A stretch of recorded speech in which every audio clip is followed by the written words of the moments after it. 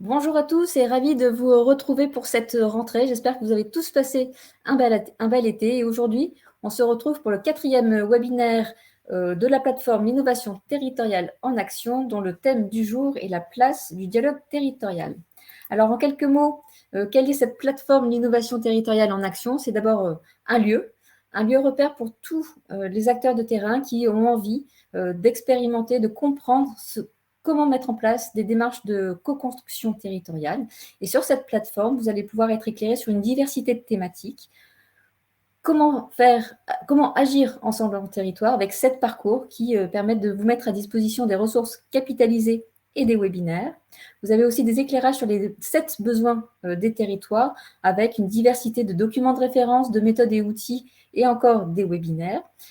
Autre accès possible, ce sont toutes les dynamiques territoriales qui sont issues des études de l'Observatoire des partenariats qui vous donnent une vision globale et territoriale de votre région, le profil de la région, ses acteurs, ses dynamiques de co-construction, dont on va parler tout à l'heure.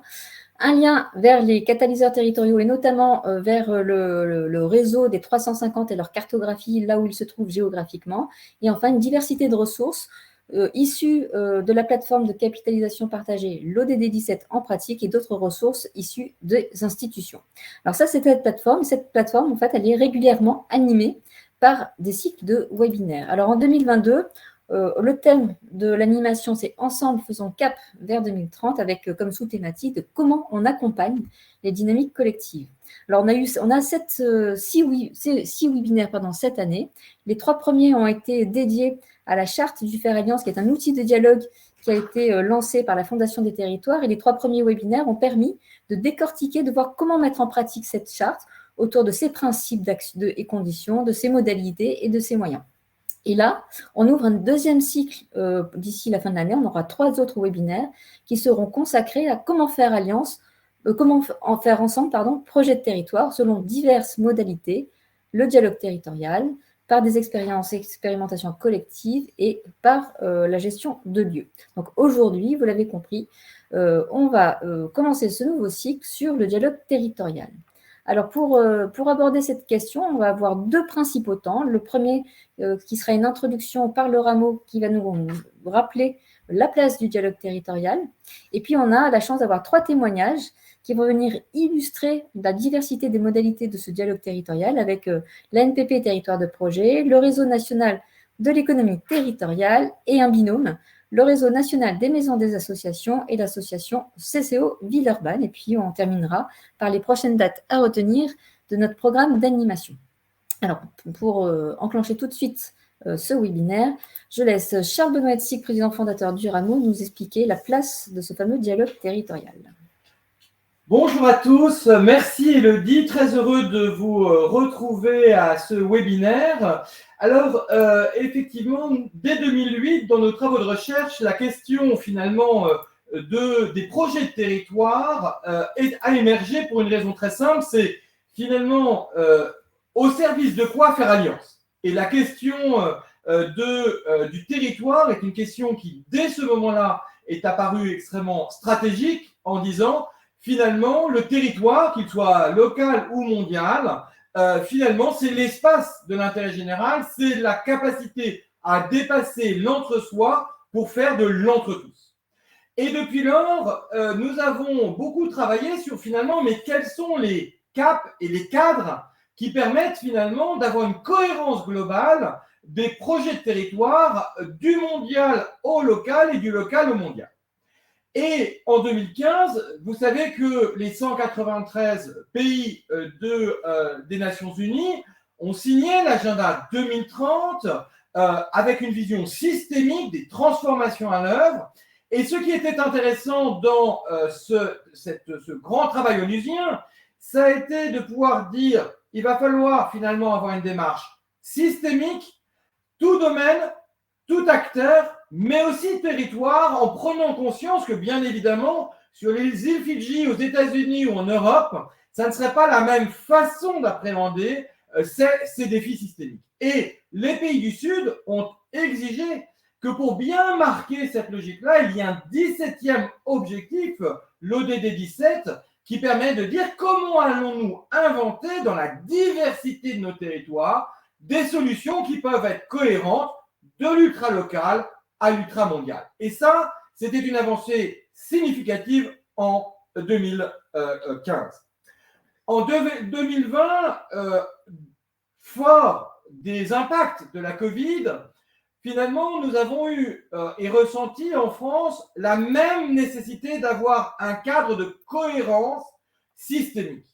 Et j'allais dire, sur la bonne perspective et avec les travaux qu'avait notamment engagé l'ANPP Territoire de Projet, on y reparlera sur toutes ces dynamiques de projet de territoire, il a été décidé au niveau gouvernemental d'avoir une cohérence à travers des projets de territoire dans les contrats de relance et de transition écologique qui marquaient deux avancées majeures. La première avancée majeure, c'est de ne plus séparer l'économique et le sociétal et l'environnemental, mais le social aussi, mais de pouvoir avoir un contrat entre guillemets unique appréhendant cette vision systémique. Et le deuxième élément majeur, c'est d'inviter les acteurs, les collectivités territoriales, les EPCI, à former finalement un projet de territoire. Et c'est sur cette base-là qu'ont été signés ces contrats entre l'État et des collectivités territoriales réunies autour d'un projet de territoire. Avancée significative, d'autant plus significative si nous pouvons, en regardant finalement ces démarches, voir qu'il peut y avoir aujourd'hui une cohérence tout à fait évidente entre les démarches systémiques locales et les démarches mondiales dans le cadre de l'agenda 2030 et plus particulièrement de l'ODD 17. Donc ces projets de territoire ont, en une décennie, été reconnus comme des caps et des cadres essentiels. Et si nous prenons le contrat de relance et de transition écologique, nous en verrons les effets à la fin du mandat, c'est-à-dire en 2026.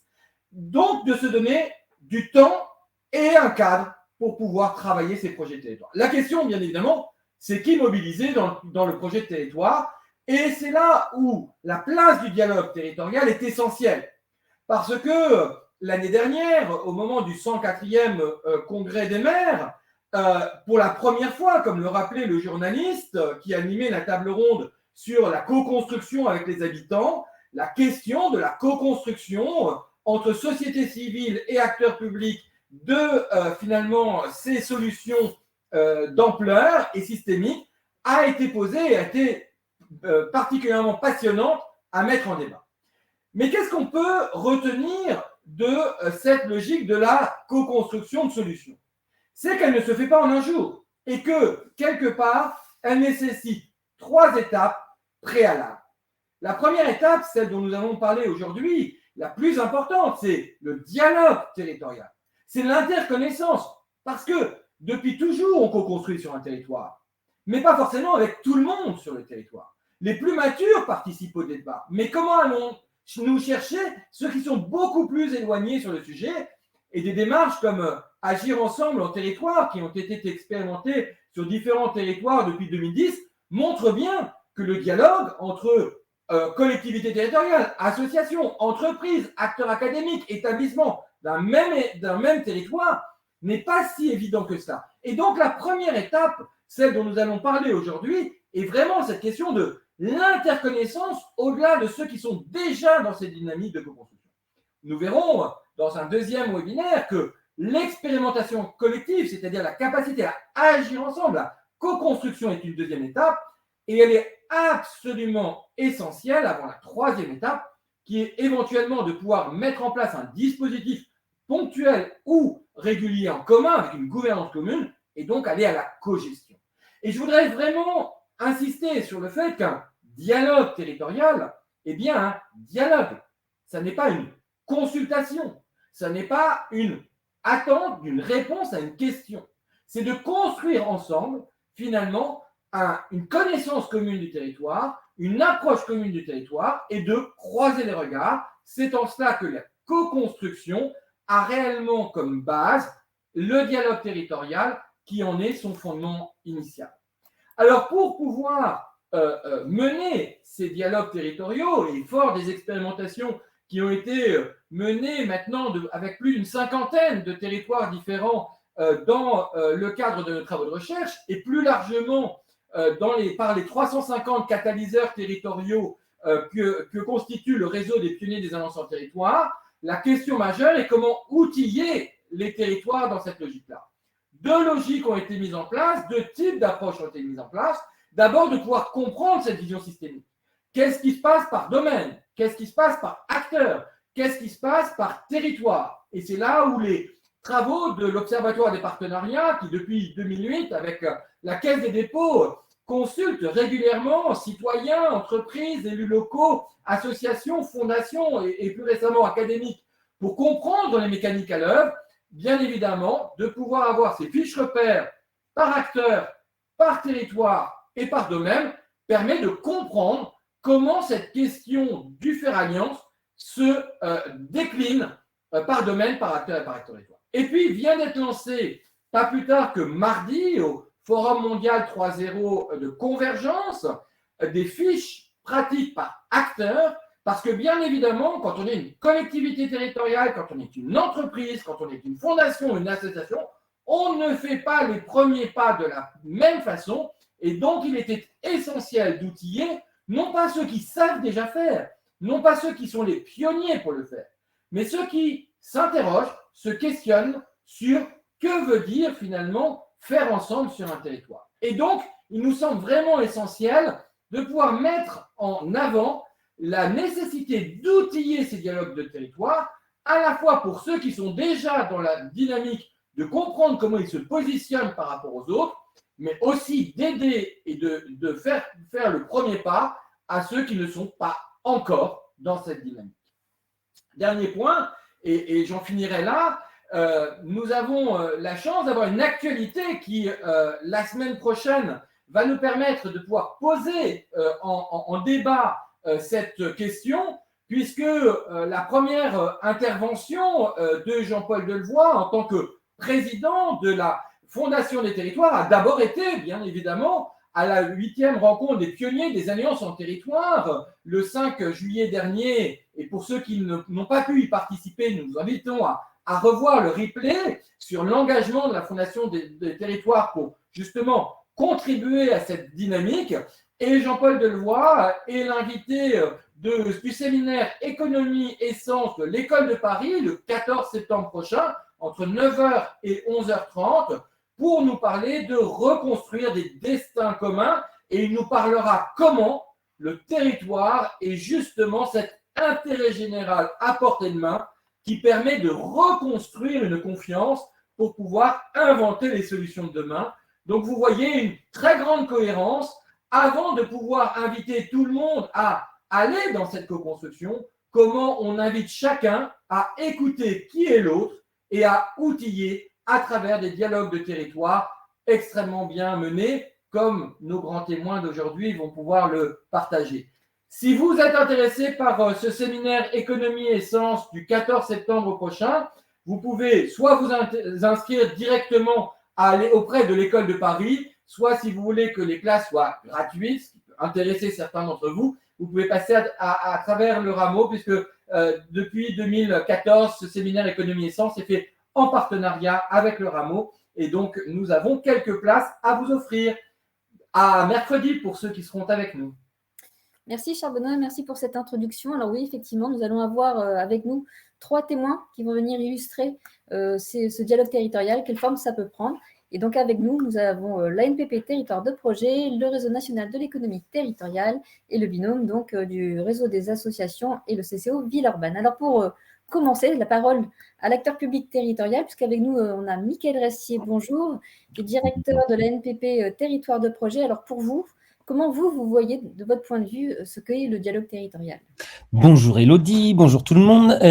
Donc du coup, l'ANPP, Association nationale des pôles territoriaux des pays, donc du coup dans laquelle nos territoires en fait inscrivent le dialogue territorial comme étant un sujet prioritaire dans la manière de définir les politiques publiques. Merci pour le petit clin d'œil de Charles Benoît qui a parlé effectivement du Vademecum qu'on a publié l'année dernière sur la notion de projet de territoire, dans lequel en fait la définition du projet de territoire en fait est un projet de territoire stratégique intégré partagé. La dimension de partager, on revient sur la question du dialogue territorial. Donc, avant toute chose, c'est savoir de quoi on parle en fait par rapport au dialogue territorial et comment on le met en œuvre. C'est-à-dire que sur la définition, par exemple, du projet, ou ça vaut également pour d'autres outils ou d'autres dispositifs contractuels, en fait, il est absolument nécessaire en fait d'y associer le plus largement possible si on veut que l'ensemble des forces vives du territoire en fait s'insèrent et portent le projet en fait en tant que tel. Alors, c'est évidemment les citoyens, c'est les acteurs socio-économiques, les chefs d'entreprise, c'est les consulaires, c'est les associations.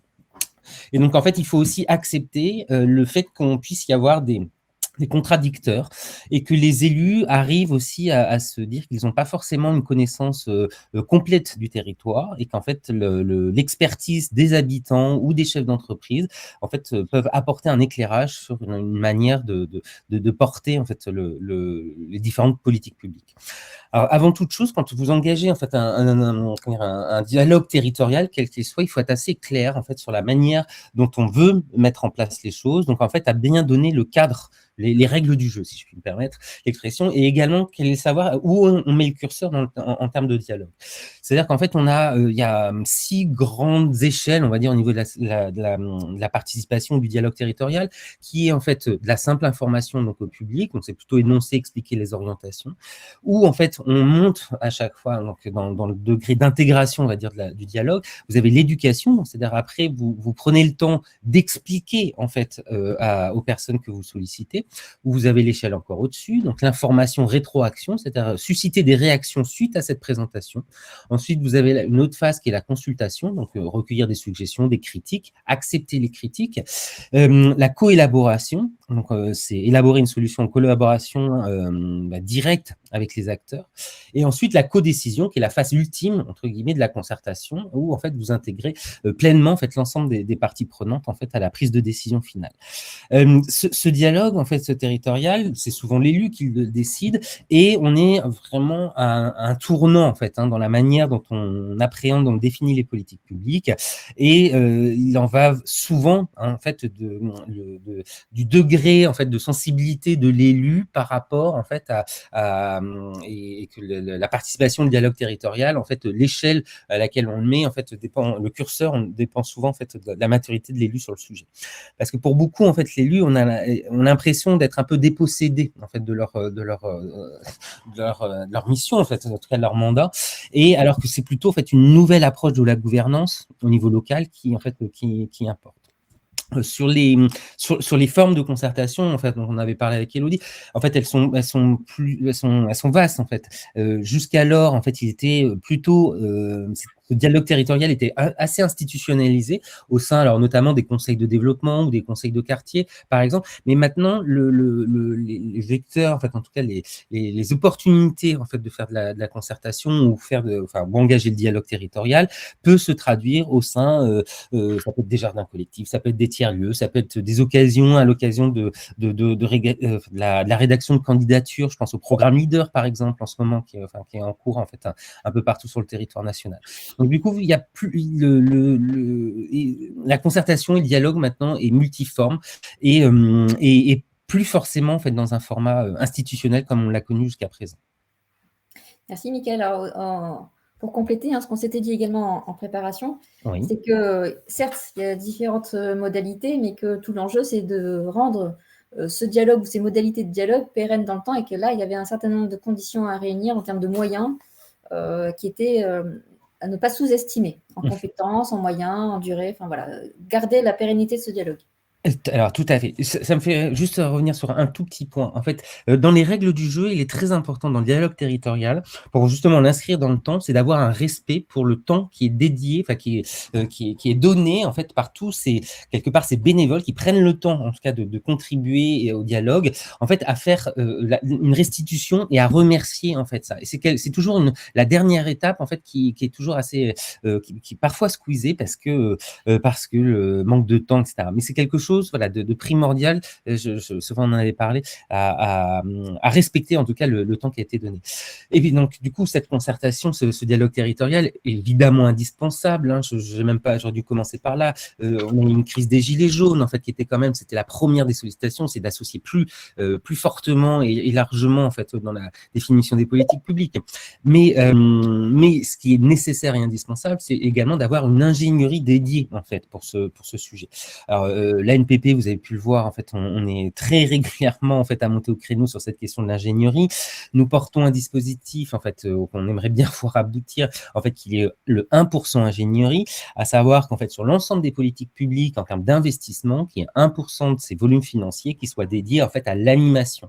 On est en fait au pied du mur quelque part en fait avec la transition écologique qui s'impose à nous maintenant en fait et qu'il faille accompagner les comportements comme il faut accompagner en fait à une meilleure fluidité dans le dialogue territorial et donc ça s'anime en fait. Et il faut une ingénierie d'animation qui est là justement pour donner du lien, pour faire réseau, pour donner du sens, pour expliquer, pour faire de la pédagogie et accompagner dans la méthodologie. Et en fait, on a besoin évidemment d'une ingénierie formée sur le sujet.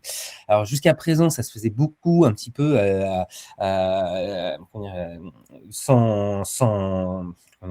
d'une manière bénévole de la part des élus, etc. Mais non, en fait, c'est un vrai job. C'est en fait, il y a des techniques d'animation, il y a des techniques de restitution, etc. Et donc, en fait, mobilisons cette expertise et cette ingénierie qu'on retrouve en fait dans les territoires de projet, donc en l'occurrence pays, PETR, mais également dans des PNR, dans d'autres, qui ont justement cette approche transversale et cette capacité d'animation de réseau. Merci beaucoup, Mickaël. Et donc, ce que je retiens, c'est des moyens financiers pour soutenir cette ingénierie territoriale et puis aussi pour faire reconnaître les compétences d'animation dont on va parler en fait tout le long de ce webinaire qui sont primordiales, que ce soit côté acteur public, mais on verra après côté aussi acteur privé. Alors, je vois que dans le fil des questions, il commence à y avoir pas mal de questions. Ce qu'on vous propose, c'est qu'on garde un petit temps à la fin de ce webinaire pour commencer à y répondre. Et si, Mickaël, il y a des questions qui sont faciles à répondre, tu peux ne pas hésiter à y répondre tout de suite. D'accord. J'en profitais juste pour faire un petit clin d'œil par rapport à la pétition que nous avons lancée justement sur le 1% ingénierie. Du coup, je ne sais pas s'il est possible de mettre le lien. Nous avons lancé cette pétition il y a 3 semaines. Alors, en toute transparence, on est entre nous, on est 57. J'avais caressé l'idée d'avoir au moins on va dire 200, 300, 400 signatures d'élus. Nous sommes arrivés à 11 000 signatures. 11 000 signatures, évidemment, qui fait revoir un peu les choses, mais c'est surtout, ça démontre, alors il n'y a pas que des élus, j'en conviens, bien évidemment, mais qui sous-entend bien le fait on touche, et vous touchez le rameau quelque chose du doigt, et qu'en fait, il faut qu'enfin l'État prenne en considération cette approche et ce financement, cette ingénierie. Donc, désolé pour le petit moment coup de pub. Non, mais tu peux le mettre dans le chat, fil question. Et juste petite information au passage, nous aborderons cette question, nous avons une réunion de travail avec la Fondation des territoires demain matin avec Jean-Paul Delevoye. Nous aborderons cette question-là justement parce qu'on pense que c'est très bien de l'avoir fait pour les investisseurs publics. On peut aussi, et peut-être que les fondations peuvent avoir aussi ce rôle.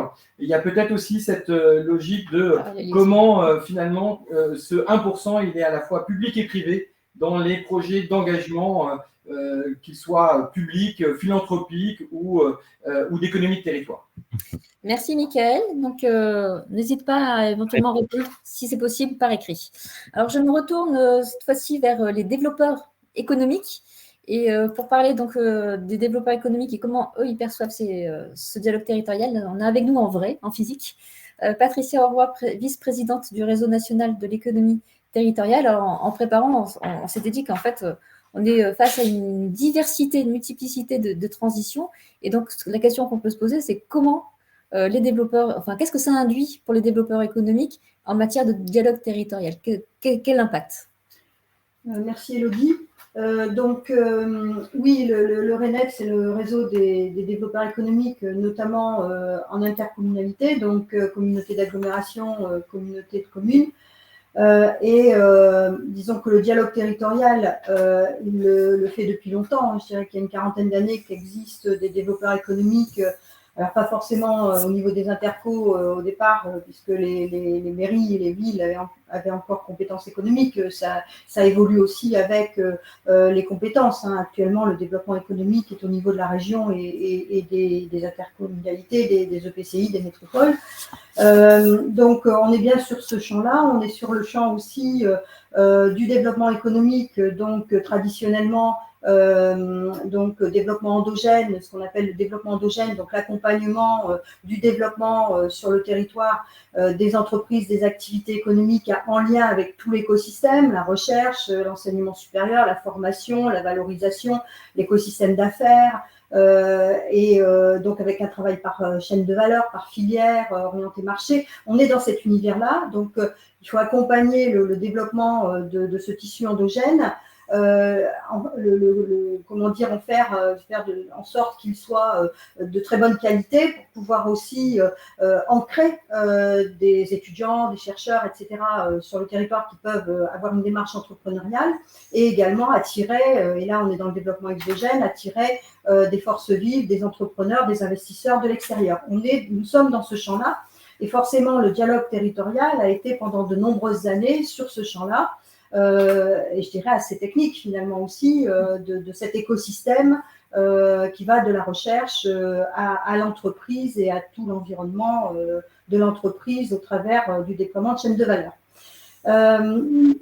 Ce qu'on a constaté au RENET donc, et qu'on travaille chaque année à travers nos rencontres de l'économie territoriale, qui propose une boîte à outils aux développeurs économiques qui correspond à ce qu'on constate sur le terrain, puisque le RENET, le bureau, le CA, enfin, c'est une association, le comité de pilotage, ce sont des développeurs et notre démarche est de dire nous sommes des développeurs et nous agissons pour les développeurs et comme ces développeurs économiques sont au quotidien dans leur structure, qu'ils vivent au quotidien l'évolution, les transitions, etc., ils sont le plus à même de bâtir notamment un programme pour ces rencontres pour aider, accompagner les développeurs économiques dans leur mission de terrain chaque jour. Alors c'est vrai que ces dernières années, on a vu émerger des transitions, des mutations. L'économie sociale et solidaire n'était pas il y a 20 ans dans le spectre du développement économique. Il y a également, il y a la transition, il y a toutes ces transitions. En gros, il y a trois grandes transformations, les mutations numériques qui bousculent des pans entiers de l'économie, le sens accordé à l'intérêt général, et là aussi avec la transition écologique, etc. Michael parlait des gilets jaunes, mais voilà, dans nos prochaines rencontres qui ont lieu à Lons-le-Saunier au mois de septembre, enfin ce mois-ci, dans 15 jours, justement, on va traiter ça, la question de la soutenabilité aussi, et donc comment, tous ces nouveaux modes la sobriété exigée, les mobilités, etc. Voilà, comment on peut améliorer l'économie circulaire, etc. Comment on peut améliorer ce tissu économique, mais tout en répondant alors peut-être plus à une notion d'usager que d'habitant, mais l'habitant est usager. Comment on peut répondre en fait aux besoins d'une société en pleine évolution qui demande une alimentation de qualité, qui demande d'autres formes de mobilité, qui vit l'augmentation du coût de l'énergie, etc., etc. Et donc, effectivement, il faut agir ensemble et faire autrement. C'est d'ailleurs le thème de nos rencontres cette année. Et ce métier, qui est un métier qui a l'habitude du dialogue territorial, mais avec un certain type d'acteurs, du coup, doit s'ouvrir à de nouveaux acteurs qu'il n'avait pas forcément l'habitude d'avoir dans son spectre d'acteurs avec lequel il travaillait. Au niveau européen, puisqu'on est beaucoup drivé, enfin on est beaucoup la Commission européenne, l'Europe, à travers toutes les stratégies, les fonds structurels, etc., nous donne finalement des lignes directrices. On parle par exemple on parlait de la triple hélice qui réunissait la recherche, l'enseignement supérieur, les entreprises et les institutionnels. On parle maintenant de la quadruple hélice avec cette notion de démocratie, d'introduction de la société civile dans cette hélice, afin qu'on développe des actions qui conduisent à un développement intelligent, inclusif, tout en promouvant le développement durable. Et le développeur économique doit complètement l'introduire dans sa mission. Alors pour ça, après, il se heurte à un certain nombre de résistances, puisque même si lui a l'habitude de travailler dans le dialogue territorial avec un certain nombre d'acteurs, il y a les structures elles-mêmes qui ont leurs compétences, qui évoluent dans le temps. La loi NOTRe a bousculé en 2015 un certain nombre de choses. Donc voilà, au quotidien, ce dialogue territorial, même s'il a un profil de catalyseur, qu'il est dans le dialogue territorial, il va se heurter à un certain nombre de cloisonnements, de prises de position, de lois qui l'obligent à rester dans un certain domaine d'intervention, alors que la société évolue, les transitions sont là, les enjeux des objectifs de développement durable sont là. Et donc, la difficulté, ce qui peut créer un certain malaise dans la pratique quotidienne de ce métier-là et dans la catalyse territoriale, dans le travail avec les autres acteurs, ça renvoie aussi à toute cette organisation territoriale qui n'est pas forcément simple. Merci beaucoup, Patricia. Et on en reviendra tout à l'heure, mais il y a déjà une question sur justement les référentiels de compétences sur lesquels on peut s'appuyer, mais je propose qu'on garde ce temps à la fin, comme pour Mickaël, il y a déjà un certain nombre de questions qui émergent, qui seront très intéressantes. On aura 10 minutes pour échanger sur ce sujet. Merci beaucoup, Patricia. Donc, on va, après avoir vu les acteurs publics, les développeurs économiques, je vous propose de voir comment ce dialogue territorial est mis en œuvre par l'acteur associatif cette fois, puisqu'on a avec nous un binôme, donc Paul Bucco, qui est chargé de développement territorial au sein du réseau national des maisons des associations, et on n'a pas Harout Nexian, mais un collaborateur du CCO à Villeurbanne qui fera ce binôme avec Paul. Donc, Paul, j'aimerais poser la question, mais quel est le rôle des maisons des associations justement dans ce dialogue territorial ? Oui, bonjour Elodie et merci de l'invitation. Je situe forcément à minima les maisons des associations avant de répondre à la question. Sont des établissements, des structures avec des professionnels qui, tout au long de l'année, fournissent un certain nombre de services aux associations pour qu'elles se développent. Alors ça va bien sûr des prêts de locaux, matériels, tout ça, mais aussi des services de formation, de conseils, voilà. Donc tout ça pour dire que ça permet d'être en lien tout au long de l'année avec des associations, de les connaître, de connaître leurs projets, leur temporalité. À partir de là, pour répondre à la question qui est posée, c'est ces personnes-là, responsables associatifs, qui sont des citoyens avec la particularité qu'ils sont déjà organisés collectivement sur un projet qui soit social, culturel ou autre, pour agir sur le territoire, mais ce sont des personnes avec une sensibilité citoyenne qui, du coup, on recherche, en fait, en tout cas sur les territoires, leur présence, en tout cas dans les instances de participation. Alors, il y a bien sûr des dispositifs spécifiques de participation citoyenne, ciblés pour les habitants, auxquels les assos peuvent participer. Ça se développe de plus en plus. Mais il y a également une deuxième manière de faire qu'on observe un petit peu dans les fonctionnements, que Fabien du CCO va matérialiser par un exemple juste après, mais que je vais très rapidement expliquer de manière générique.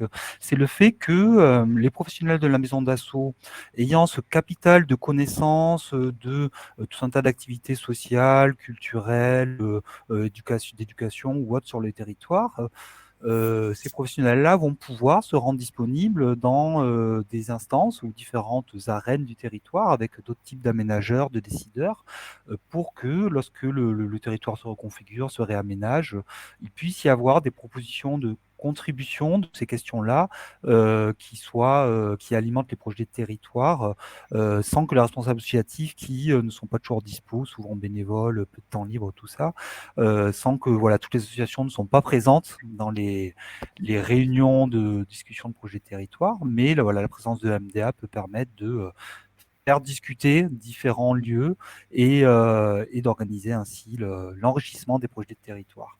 Je ne fais pas plus long, j'avais promis à Fabien de lui laisser un temps de parole assez conséquent pour expliquer cette logique-là à l'échelle du CCO avec une historicité dans le territoire qui vous rend capable de faire très bien ce job. Je t'en prie Fabien.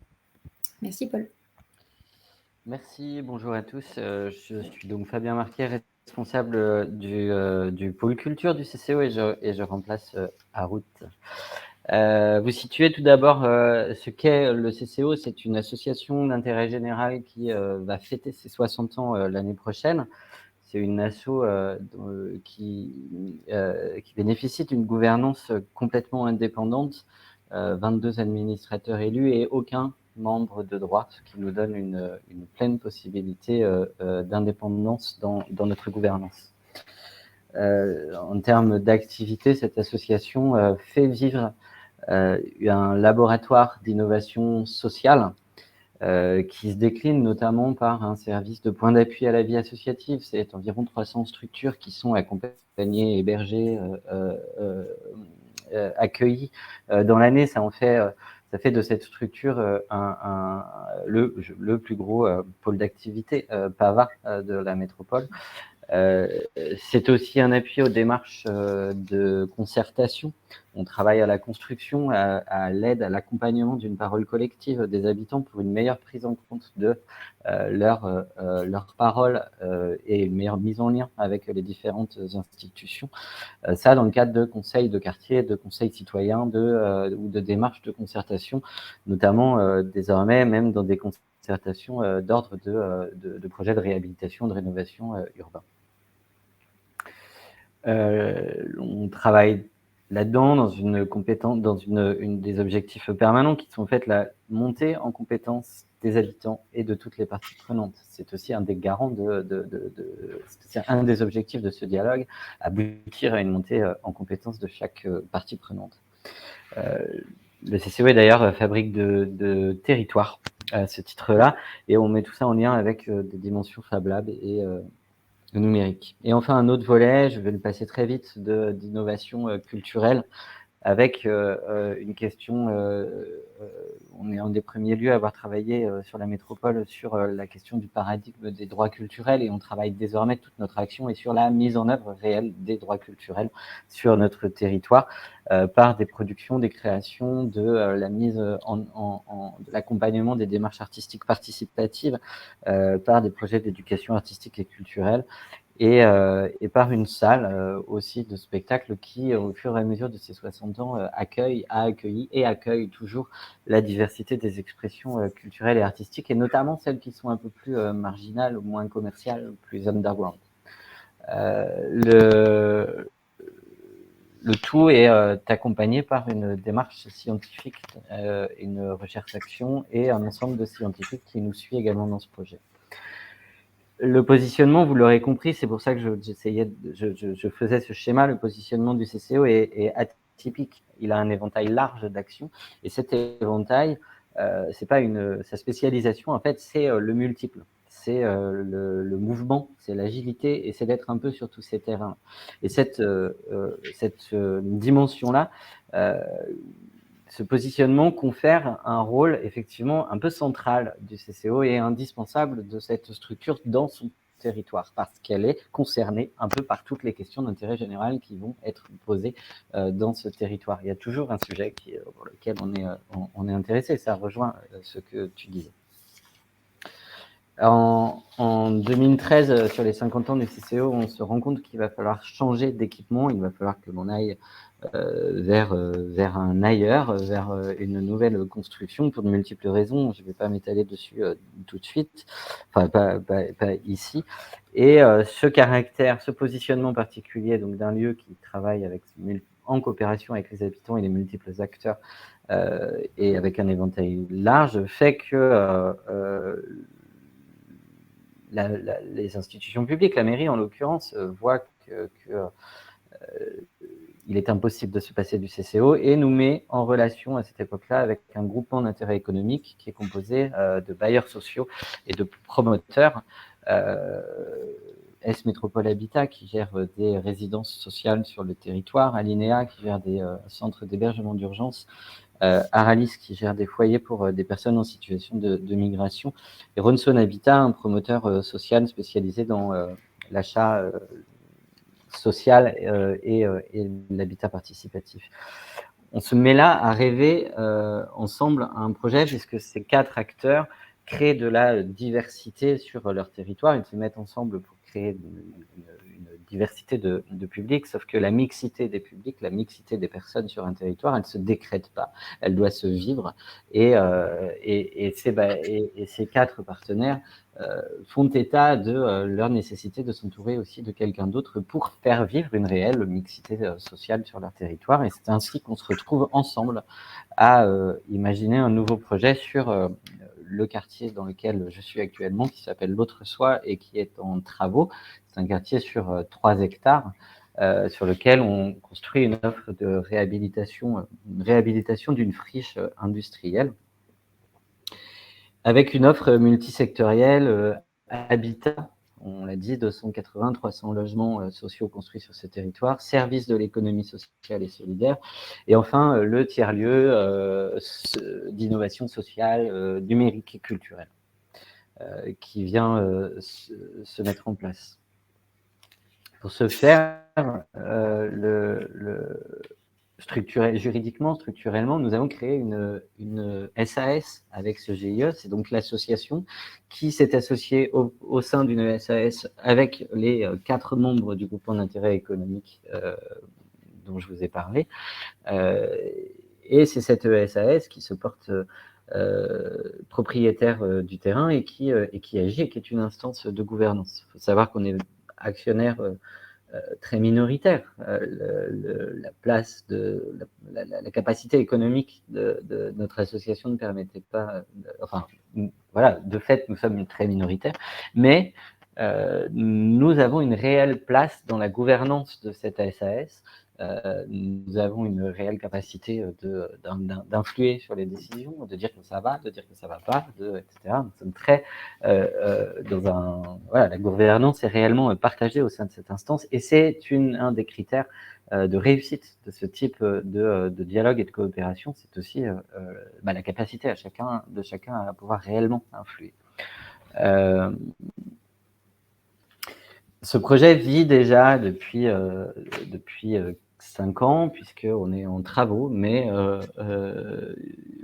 on est dans une phase d'occupation transitoire qui fait qu'on a déjà associé tout au long du chemin, avant même que ce nouveau quartier en fait, ait sa première pierre, puisque les travaux ont commencé il n'y a qu'1 an et on est là depuis déjà, donc 5 ans.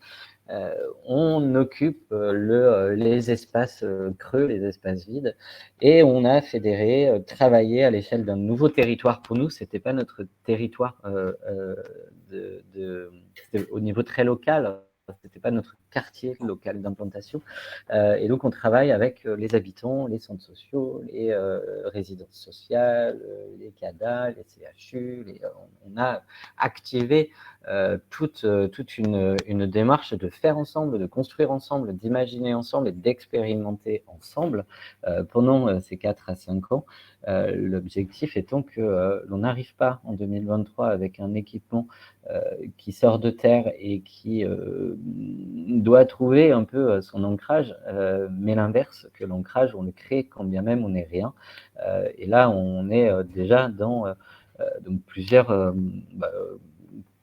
dizaines, voire centaines de structures qui ont été impliquées avec nous, tout autant d'habitants et même des milliers de spectateurs qui déjà vivent, partagent ces lieux, les vivent, les expérimentent. Ce qu'on voulait vraiment, c'était expérimenter les usages d'un centre culturel, un tiers-lieu, un laboratoire de demain. C'était d'ailleurs en 2013 la question qu'on se posait, et ça rejoint le cadre général de tout votre cycle de formation. La question qu'on s'était posée à l'époque, pour penser ce projet, on avait rassemblé les habitants et les acteurs économiques, sociaux et institutions publiques autour d'une question, c'est-à-dire de quel équipement ce territoire aura-t-il besoin dans 50 ans ? C'était ça la question qu'on se posait, et c'est comme ça que ce projet dont je vous parle là aujourd'hui a été imaginé. Pour pas prendre trop de temps et laisser place aussi à des questions, je vous donne juste trois clés, 3 critères de réussite qu'on a dégagés sur le temps de notre expérience. Le premier, je l'ai déjà cité, c'est d'être réellement impliqué dans la gouvernance. cette question de gouvernance, la capacité de la capacité à pouvoir faire évoluer les projets, à pouvoir les rendre compte de ce qui émerge, à pouvoir agir tout simplement, est essentiel et c'est un des premiers critères de réussite. L'autre critère, c'est le temps long. Il est nécessaire. Ce temps est nécessaire à la participation, à la fertilisation, à l'évolution, à modifier ce projet, à expérimenter, est-ce que ça marche, est-ce que ça marche pas, à capitaliser, etc. Et donc le temps long est aussi pour nous très nécessaire et on est inscrit, donc je vous l'ai dit, depuis 5 ans dans cette démarche-là. On nous fêtera l'ouverture de notre lieu dans 1 an. Et même après ça, on va continuer aussi tout un tas des démarches. La structure et notre fond, c'est d'être continuellement en mouvement, d'être continuellement dans une modification de nos projets parce que tout simplement, ils répondent au territoire. Et ce dialogue permanent permet de répondre de façon continue.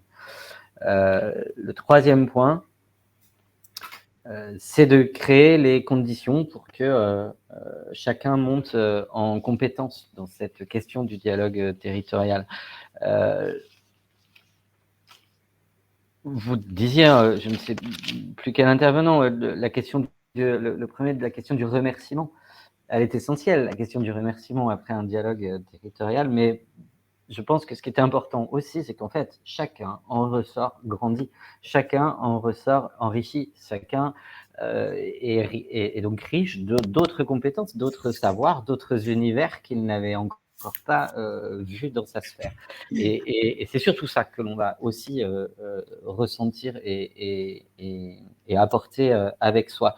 À titre d'exemple, nous, association d'innovation sociale et culturelle, on est désormais beaucoup plus au fait des questions de logement, des questions d'hébergement, des questions d'insertion sociale. On développe désormais des outils de plus en plus précis sur quel est notre réel impact social, comment nos projets servent et réellement à modifier, agir, influer sur la vie des gens, comment les personnes se saisissent elles-mêmes de nos projets et sont conscientes de l'impact pour qu'elles puissent mobiliser les impacts sur elles-mêmes. Fabien, est-ce que vous avez bientôt terminé? Parce qu'on aimerait bien avoir les questions-réponses. Voilà, merci. Et donc, changement pour nous et changement de nos partenaires. Le groupement d'intérêt économique, des partenaires, donc des promoteurs ou des bailleurs sociaux, qui aujourd'hui sont conscients de ce que produit un acteur associatif, un acteur culturel, un acteur social, en quoi ça vient servir leur propre projet, quelles sont nos propres échéances, quelles sont nos propres problématiques, quel est notre propre monde. Et cette montée en compétences de chacun est la garantie d'un dialogue territorial qui va se construire au fur et à mesure. Et j'ai fini. Merci beaucoup, Fabien. Je vous en prie.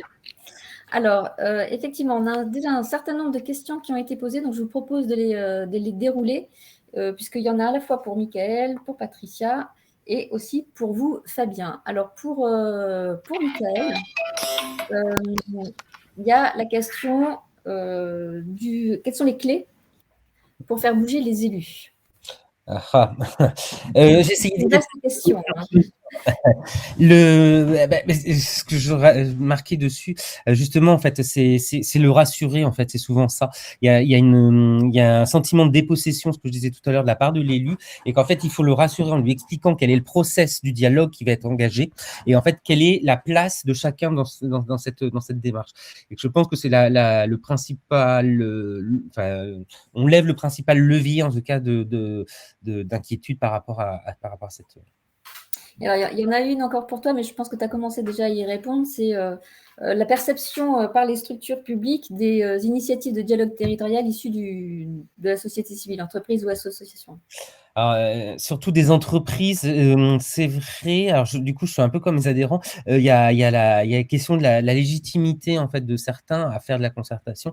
Et il y a toujours en fait peut-être alors c'est peut-être un fantasme, hein, mais que l'entreprise ne travaille pas forcément pour le bien commun, le bien collectif. Et donc c'est pareil. C'est encore une fois, ça passe par le dialogue, l'affaire de la concertation, même sur le process de concertation.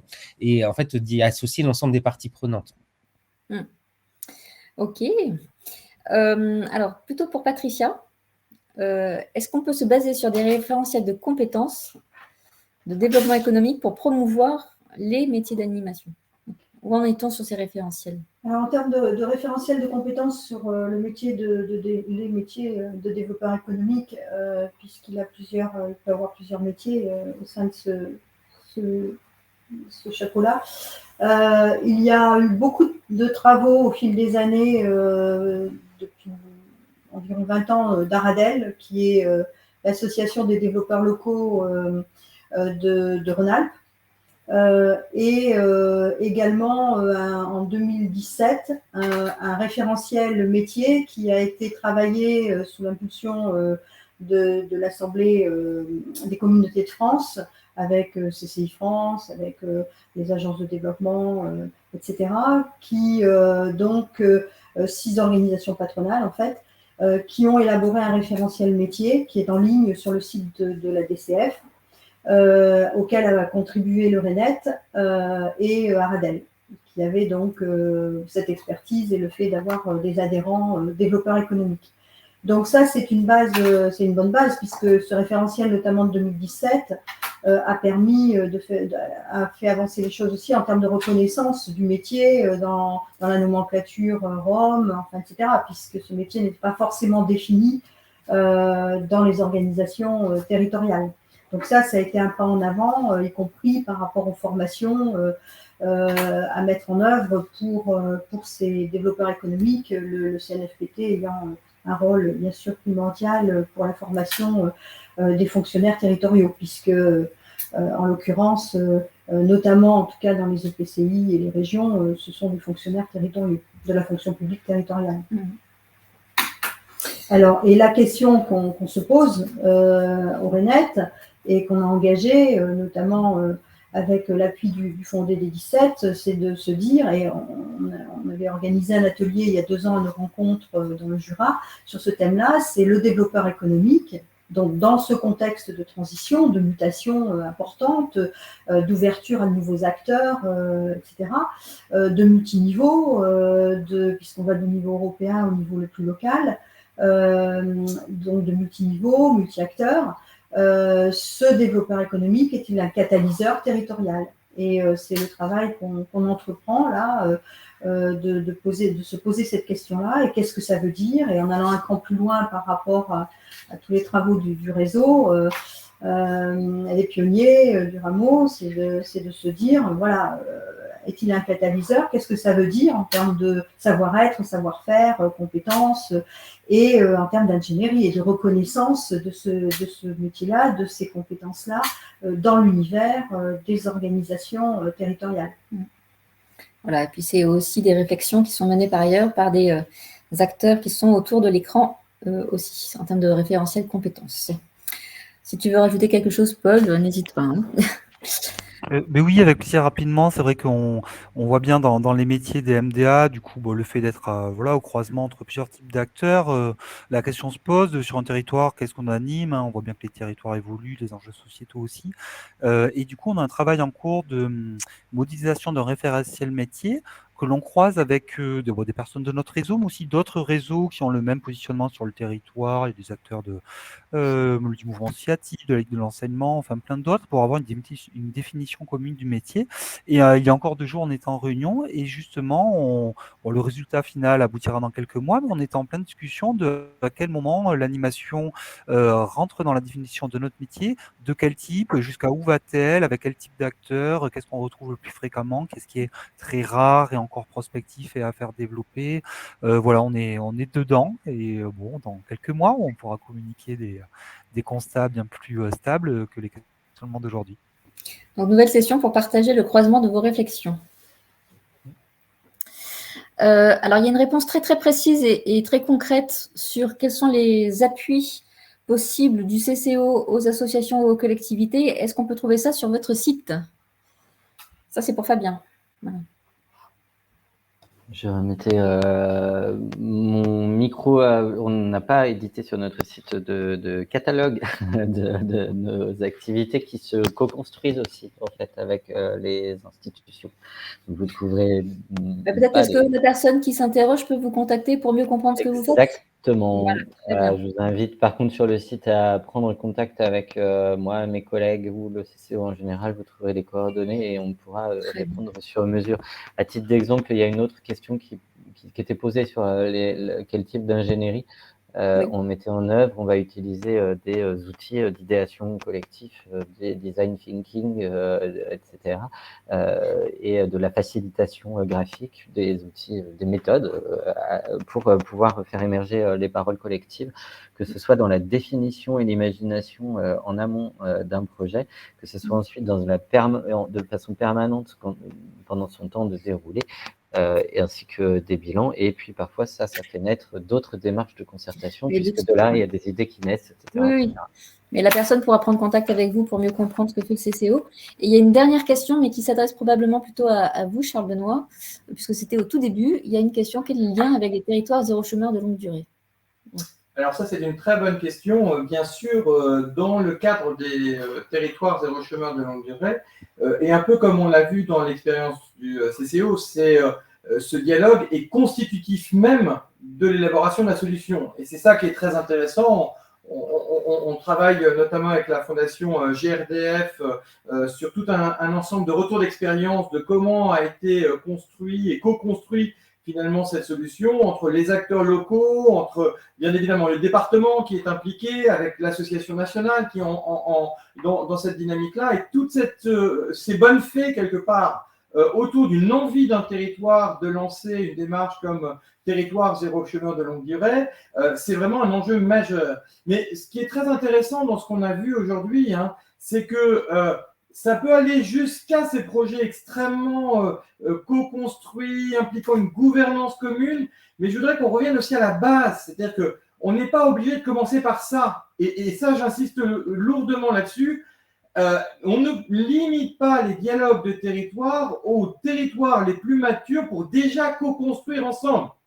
Il faut aller un cran avant, et effectivement, ça s'ouvre par un dialogue.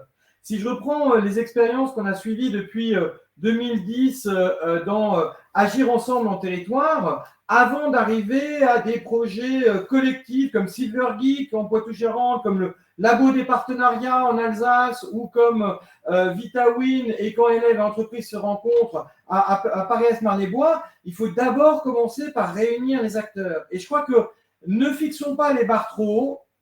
Souvent, on veut faire sauter le 6 mètres comme Renaud Albinani à la perche dès la première session. Ça ne commence pas comme ça dans la vraie vie.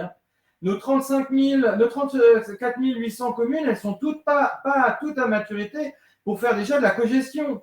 Donc, commençons déjà par faire simple. Mettons les acteurs autour de la table pour pouvoir finalement partager les enjeux, la vision de leur territoire. Et ça, je pense que ces premières marches, elles doivent aussi être outillées parce que, bien sûr, on sait accompagner et tous les acteurs autour de cette table savent accompagner les cas les plus complexes, les plus matures, et c'est magnifique. Patricia aurait pu nous parler de la microville 112. Mais ma question aujourd'hui, en tant que chercheur sur ce sujet-là depuis 2006, c'est comment fait-on pour que 34 500 communes soient concernées par le sujet? Le dialogue des territoires ne concerne pas les territoires seulement les plus matures à aller dans ce sujet-là. Et je crois que ce que nous ont dit à la fois Michael pour les élus et à la fois Patricia pour les agents, c'est comment mettons la barre pour ensemble construire des solutions qui soient à l'échelle de la maturité d'un territoire. Parce que oui, c'est magnifique quand on peut aller jusqu'à un territoire zéro chômeur de longue durée ou comme la co-construction d'un quartier, comme vient de nous témoigner CCO, mais tous les territoires ne sont pas encore à cette maturité. Et je crois que nous avons, et c'est bien ce que nous ont rappelé les pays du Sud en 2015 en disant il faudra 15 ans pour que cette ODD 17 en pratique, nous devons tenir compte des différents niveaux de maturité. Et nous devons éviter de ne considérer que ne sont pertinents que les solutions les plus complexes. Parce que sinon, nous sommes dans une solution élitiste qui exclut de facto 90% des acteurs d'un territoire. Même dans les territoires les plus matures, ce n'est pas parce qu'un territoire est très mature que toutes les associations du territoire, que toutes les entreprises du territoire, que tous les agents du territoire, que tous les élus du territoire sont à maturité.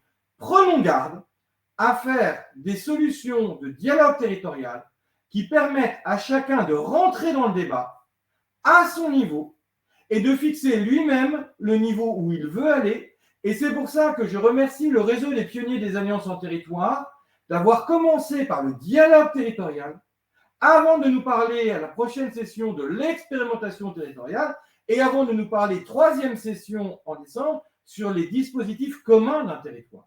Commençons par l'interconnaissance, parce que dans nos travaux de recherche depuis 15 ans, ce que l'on peut dire, c'est que le premier frein à tout ça, c'est avant tout un frein d'interconnaissance.